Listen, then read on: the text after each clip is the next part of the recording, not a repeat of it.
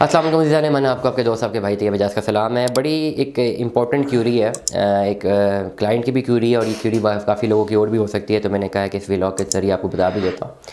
Faisal town phase 2 या फैसल हिल, ठीक है, इन दो में से अगर आपने सेलेक्ट करना हो तो आप क्या सेलेक्ट कर सकते हैं। फ्यूचर जो है इम्प्लिकेशंस क्या है, फ्यूचर इम्पैक्ट क्या है। फैसल हिल में अगर आप मैं 5 मरले के प्लॉट की बात करता हूँ। फैसल हिल में अगर आप एक 5 मरले का प्लॉट लेते हैं ना, तो आपको 35 से लेकर 40 लाख रुपए का कैश मिल जाता है।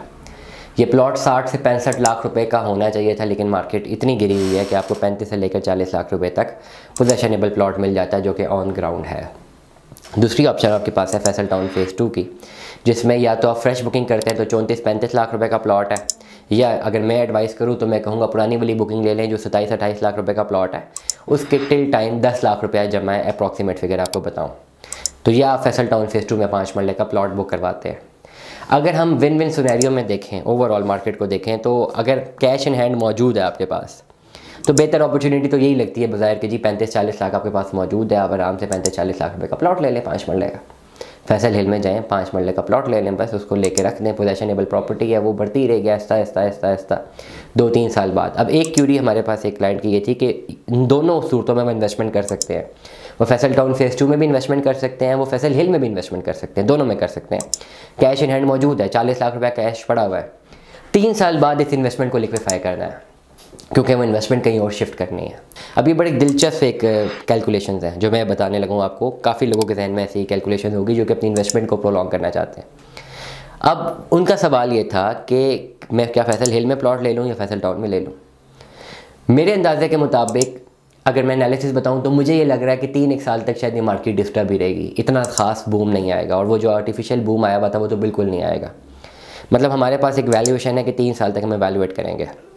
अब विन विन सिचुएशन में तो देखा जाए, अगर मैं हूँ फॉर एग्जांपल, तो मैं तो 40 लाख वाला प्लॉट ले लूँगा 5 मरले का फैसल हिल में, रख दूँगा। 3 साल बाद वो महंगा ही बिकना है ना, 45, 50, 55, 60, मतलब मुझे 40 लाख इन्वेस्ट करके मे भी 15 से 20 लाख का प्रॉफिट आ जाए।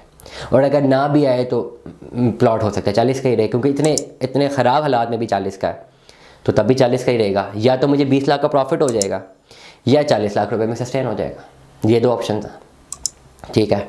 और पैसे मैंने कितना फंसा दिए, अपना 40 लाख फंसा दिए।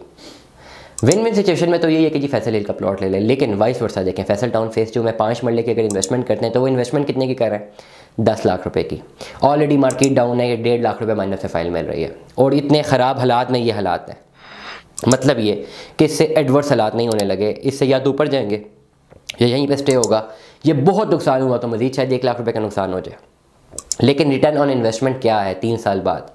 फैसल हिल बन चुका है, फैसल टाउन फ़ेज़ 2 ने बनना है। ये जो फ़ाइल है, जो 10 लाख रुपए की मैं फ़ाइल ले रहा हूँ, जिस पे मुझे 18 लाख बाद में पे करना है और आहिस्ता आहिस्ता पे करना है, मतलब करंटली मेरा सिर्फ 10 लाख रुपए फंस रहा है।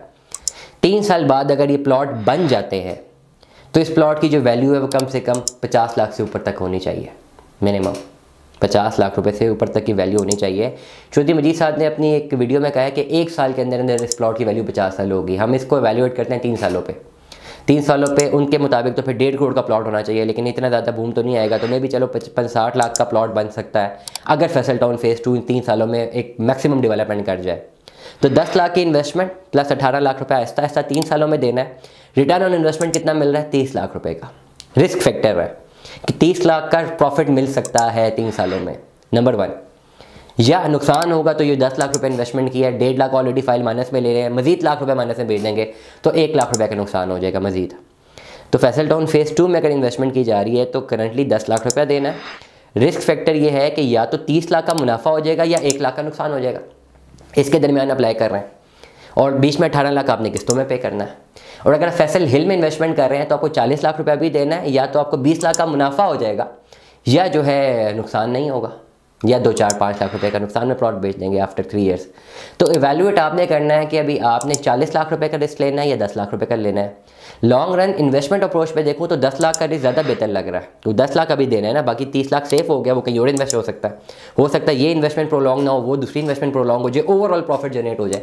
तो ओवरऑल जब भी आप रियल स्टेट में अपनी इन्वेस्टमेंट करते हैं तो इस तरह की कैलकुलेशंस बहुत ज़्यादा ज़रूरी हैं। ये कैलकुलेशन ही आपको प्रोलॉन्ग करती हैं, आपकी फर्दर फ्यूचर को इवैल्यूएट करती है कि आपने किस टाइम पे कौन सी बेहतर इन्वेस्टमेंट की थी जिसका रिटर्न आपको मिल रहा है। ओवरऑल फैसल हिल भी अच्छा हाउसिंग प्रोजेक्ट है, आप वहाँ पे पोजेशनेबल प्रॉपर्टी ले सकते हैं। फैसल टाउन फेज 2 भी बहुत अच्छा प्रोजेक्ट है, आप उसमें भी अपनी इन्वेस्टमेंट कर सकते हैं। तो हम याद रखिएगा, अपना बहुत सारा ख्याल रखिएगा। Stay tuned with us. अल्लाह हाफिज़।